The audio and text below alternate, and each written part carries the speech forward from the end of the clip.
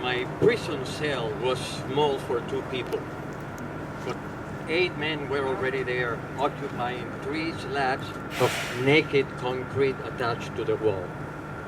There was no toilet, but a crude hole in the corner. The naked light bulb was hanging from the ceiling 24 hours. But the worst part was not knowing what would happen to me. How could I let my parents know that I was alive? I had been disappeared by the Cuban totalitarian regime. I was disoriented, I was afraid, and I was alone. If you have never experienced the moment when the state decides that it owns your body, let me assure you it's not comforting.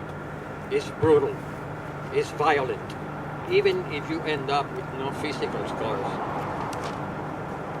Last December, 4 people died in ICE custody without 1 week, proving that cruelty is not just the arrest itself, it's the indifference, the abuse, the medical neglect, and the silence that follow once the doors are locked behind you. Let's say their names again. Jan Wilson Brutus, 41, Haitian, dead 1 day after entering ICE custody in Newark. Name Konstantin Ganchev, 56, Bulgarian, died in Michigan. Delvin Francisco Rodriguez, 39, Nicaraguan, died in Mississippi. Fuad Saed Abdul Qadir, 46, Eritrean, died in Pennsylvania. ICE says 2 of them died of natural causes, and the other 2 from medical complications, which is the regime's way to say, please don't bother to ask any follow-up questions. At least 30 people died in ICE custody in 2025, the highest number in more than 20 years. Some 65,000 people are currently detained. This is a record high. And Congress just voted to keep funding migration detention. They say they will negotiate some ICE restrictions in 2 weeks. I'm not holding my breath. Meanwhile, there are still more beds, more bodies, more death, and more money for those who traffic in human suffering for profit.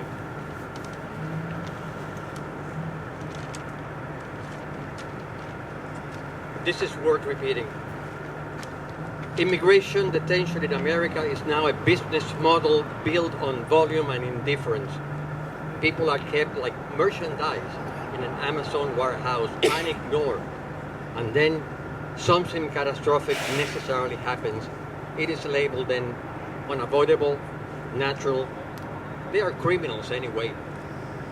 When this is how America treats the most vulnerable people in its care, the problem is not immigration, it's us. Because silence isn't neutral, it's permission. This is why we cannot be silent. Last month, at least 6 more ICE detainees died in custody across the country, including Gerardo Lunas Campos, 55, Cuban. He was the 3rd detainee in 2 months to die at Camp East Montana, a gigantic detention center in South Texas. According to one eyewitness, he saw detention guards choking Lunas Campos and heard him screaming, "No puedo respirar, no puedo respirar. I can't breathe, I can't breathe," he said. I said that Lucas Campos had tried to hang himself, and this is a direct quote. And then we have the more recent death, not in the detention camp, but in the streets of America. Renee Nicole Good, 37, a mother of 3, shot and killed by ICE agent Jonathan Ross in Minneapolis. Less than 3 weeks later, federal agents shot and killed Alex Jeffrey Preddy, 37, an ICE nurse, after beating him in front of witnesses, also in Minneapolis. This tragedy marks the 3rd shooting involving federal agents in less than 3 weeks, and it's further proof that ICE and Border Patrol are out of control and endangering our communities. The recent killings are not isolated incidents, but the devastating, unpredictable results of ICE lawless operations and President Trump's abuse of power. For months now, communities in Minneapolis, Chicago, Charlotte, Los Angeles, and beyond have watched in horror as federal agents have arrested U.S. citizens, dragged children from their beds in the middle of the night, and smashed car windows during immigration raids. We all saw the videos. We also endured the blatant lies of the Trump regime. George Orwell's quote is unavoidable. The party told you to reject the evidence of your eyes and ears. It was their final and most essential command. And yet, we know we are in the right. They are wrong.